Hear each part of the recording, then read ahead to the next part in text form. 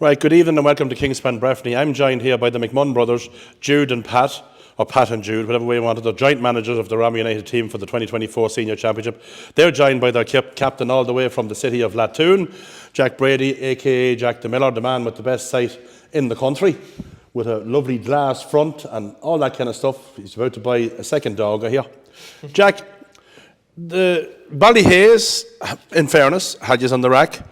Killygarry had you on the rack. You did go down to the Gales, but it appears to me that you're getting your right players on the field at the right time, and it's a slow build. The way the championship is structured, it's probably fair to say you can't go out all guns blazing day one.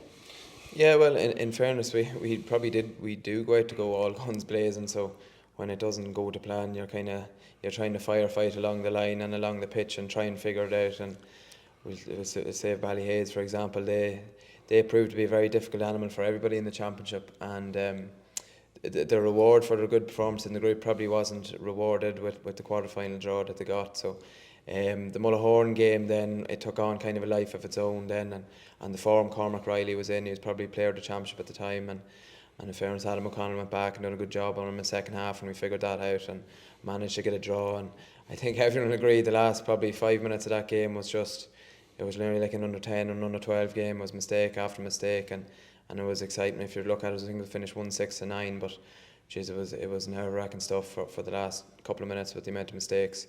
And then the Killygarry game was kind of just all out. It was attack, and in fairness, we got over the line just about at the end. I'd say it was a great game of football to watch as a neutral. And then the Cavan Gales game, then I suppose a difference in mentality then between Cavan Gales probably thinking that they had to win, and us with 1 foot in a quarter final. That sort of difference in mentality probably is worth a couple of points. So look, got in a quarter final then, and then the quarter final took on another life of its own with the Derby game against Castlerohan. So them games are just all about winning. You don't really care about how you do it. You're trying to get over the line and get into a semi-final, and we kind of caught fire a bit now in the semi-final in spells, but we wouldn't be happy with the way a few of the patches went, especially in the first half. We went 4 points up and then put the handbrake on, and there was a few little bits and pieces that just didn't go to plan that we talked about, and we wouldn't be happy with that. But look, we are where we set out to be, and it's a good place to be, I suppose, this week and next week. Ray brought a bit of colour to the whole season for you. Ray who? Ray who? He lives up there around Stramat. And actually he lives now out in Dunankery. Oh, right. I suppose, yeah, maybe. I was just thinking the other day, Jack, like if you take, I know you have had some great families. Your father won championships, your grandfather won championships with the Blues, and your granduncle.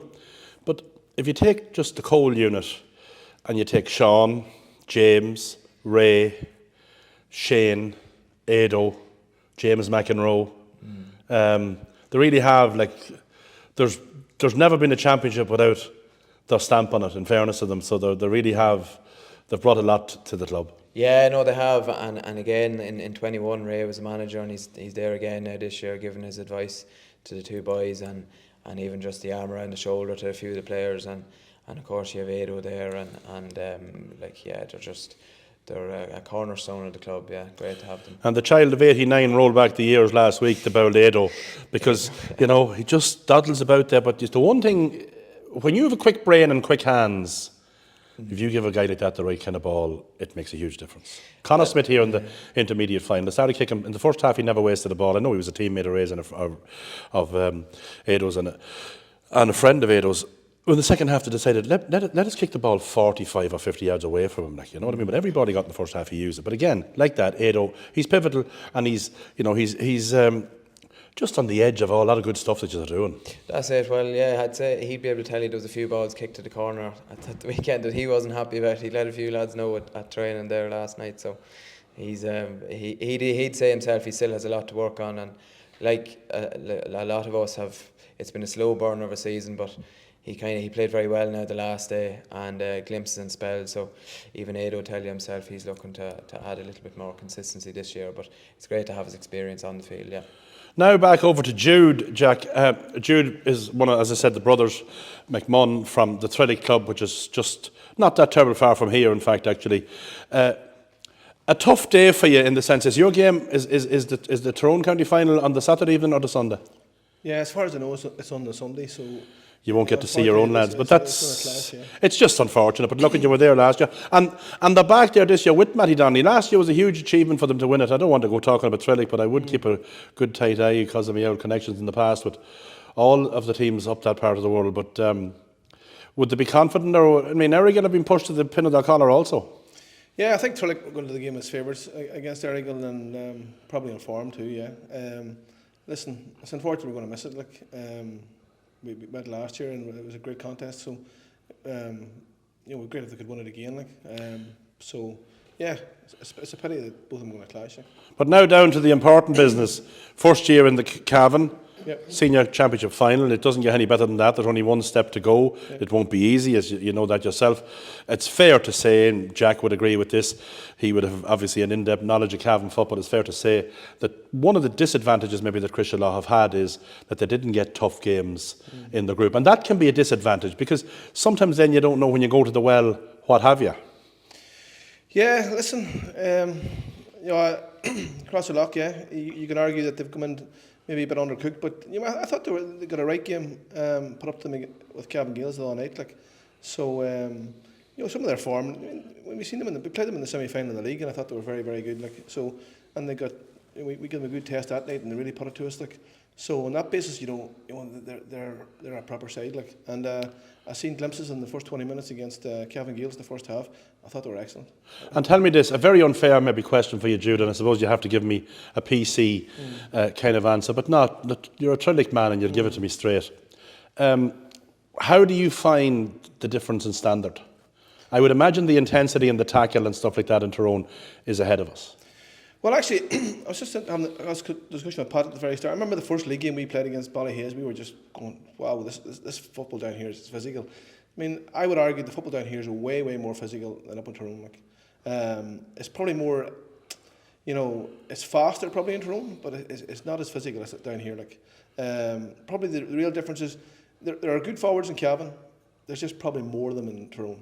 If you get me, there's more gunslingers in Tyrone, but there's plenty of real good forwards down here, and the level of physicality would be superior to Tyrone, in my opinion. Big men, big physicality, I find, and that's probably the main differences. But I think the top 4 teams up down here would certainly live well in the top, maybe even the top 6 teams. Killygarry, Kingscourt, at their best, would live with in Tyrone senior football, no problem. Yeah, like Tyrone, as we all know, is a knockout championship, and it's the last knockout championship that's left on the island of Ireland. But funny enough, people say, "Oh, you trained the whole year," but the players do not want that changed. Am I correct in saying that? No, absolutely. And I mean, they take the league seriously. I mean, the day for a league title in Tyrone, like obviously there's relegation involved. You get knocked down to the intermediate championship if you finish in the bottom 2 in the league. So there's a massive emphasis on the league. But that said, I mean. They won't change their championship in Tyrone. They want knockout football, and there's massive crowds go to it, and they like that format, and it's high octane stuff on championship day. Like. You were, as I said, you were in Leinster, you were in Oldcastle. I know it's a different level. You're down here now. You've probably got more of a feel for it. It's hard, I suppose. A player is a player, no matter where he is. He's either going to be a student, he's going to be maybe working in the trades, or maybe working as, or maybe working with the pen. That's one of the things, I suppose, that's what a manager does. He has to manage all that. Yeah, absolutely. I mean, the modern player now, is a different animal than even when I was back training, So, you have to really, the players own the dressing room, they own the team, so you have to work around them, and work with them, and some of the lads are, as you say, they're at university, part-time jobs, on placement, they want to go on J1s. You have to embrace all that and walk around them, and that's where I suppose the bigger clubs have a bigger squad, Okay, we'll go over to Pat here now. Pat, you're obviously a joint manager with your brother. I'm not going to ask you which one's the oldest, do you know what I mean? But it doesn't matter. It doesn't matter. The structure that you've set up with Ramor, or they would have, I suppose, in fairness, the 16 Ramor team, you have the core of that team there now. Now, I think for the replay of that final, there might have been 6 or 7 18 or 19-year-olds and 2 lads just coming out of minor. I would say that Liam Brady and James Brady weren't 19.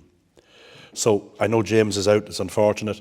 But that core is probably still upon which you build today's team. Yeah, well, the one thing stuck us at the start of the year was the age profile of the team. Apart from Ada, who's 35, I think 34, 35. A lot of the boys in their mid-20s, a lot of the boys are sort of were ready to sort of capitalise on the ability they have and the experience they've had. And some of them have got 1 medal, some of them have 2 medals. And then there's a couple of boys coming behind that who are trying to get their first medal. So, and then you did the elder statesman essentially. So the whole balance of the team was right in terms of their experience with a bit of youth, and then a lot of boys who are in that sort of mid-20 bracket, mid to late 20s, who have the experience and are strength and conditioning wise are there, and so the mix is right. The mix is good, and look, we've benefited all year from all that. You have. Obviously, as you said, you've learned, as you've come in, and yourself and your brother and Ray, you have saw how the thing runs, all of that. I haven't saw all of your games, but I have to say, of the games that I have seen, I think Ben Smith is just having a super year. I think, especially some of the games maybe when things weren't going well for you, I thought he really took the game by the scruff of the neck on a couple of occasions. Without doubt, Ben's been one of our top performers. It took him a wee while to get going at the start. It probably took him half a dozen league games to really get what we were about and what we were trying to get out of him. But once he just bought into it, he's been brilliant ever since. He's hitting all sorts of targets for us as the season progressed. But he's not the only one. There's the whole raft of boys there have been deeply committed from day one, way back when we started training. The commitment has been fantastic. The boys have got themselves in good shape. Thankfully, we've been fairly injury-free in the championship campaign, tending to get more men back than losing men, so which has been great. And Ben's been pivotal to that as well. He's been consistent. He's there week in, week out. Easy to manage. And ironically, at the start of the year, he was one of the boys who was going to go travelling. He was going to head off and not be about for the championship. So thankfully, we've got him talked out of that, and he has stuck around. And you're right. He's one of our top performers. Yous are not. In fairness, yous are quiet men along the line. I mean, I don't mean that yous don't get your word out there and all that, but yous have that. I always feel, just a personal opinion, that when a team looks out at their managers and they're calm, I just think it's a major positive. These are all bright, intelligent fellas, and kicking doors and all that. That maybe once a year might work, but that's just my observation. Yous have the work done before yous get to the field on Championship Day. Yeah, I think that is the key to it. And look, I can only go from my own experience. Obviously, it's the first year me and Jude have worked together, but we like to be prepared before the game. We like to have our homework done. If there's a bit of crosswords to be had, they're had at training maybe, and they're not on the day. So when we arrive on the match day, we like to think, us, myself, Jude, Ray, Porrick, and the backroom team, and then the players are all very clear with what has to be done, and the what ifs, what this goes wrong and that goes wrong, that the sort of the answers are fairly apparent, or we sort them out at half time, etc. So look, there does be words shouted on during the game at times, and that's par for the course. But in general, yeah, we try to be well organised. Oh yeah, P Mac. I nearly forgot about P Mac. A real good fella. Yeah. But it's back to the old point that Babs Keaton said 40 years ago. The 6 inches of a difference between a pat on the back and a kick in the arse, and that's sometimes you obviously know what button works on each player. Yeah. Just to finish up with you, Jack. Who will the boy below in Portlaoise be cheering for the weekend now? Crushlaw. What about the woman in the house that are down the hill from you now, Mammy? Oh, Ramor. You think so? Oh, yeah, right, definitely. Right. Well, I hope so. Yeah, she'll be feeding us before the game, so wouldn't want to be checking or testing the dinner. Right. Look to the 3 is the same as Crushlaw. I don't know, but just one more question, Jack. Are you both going out in your traditional colours? I actually don't know. I assume the 2 chairmen are sorting it out. I don't know. Right. Yeah, that's fine. I never thought of that, actually. But it's just because these are quite similar. Yeah. And it's hard enough trying to see 150 yards away. I don't know who's doing the game, but I wish the 3 is the very best of luck, and Ray and Porrick. And look, football needs to be the winner. Thanks lads.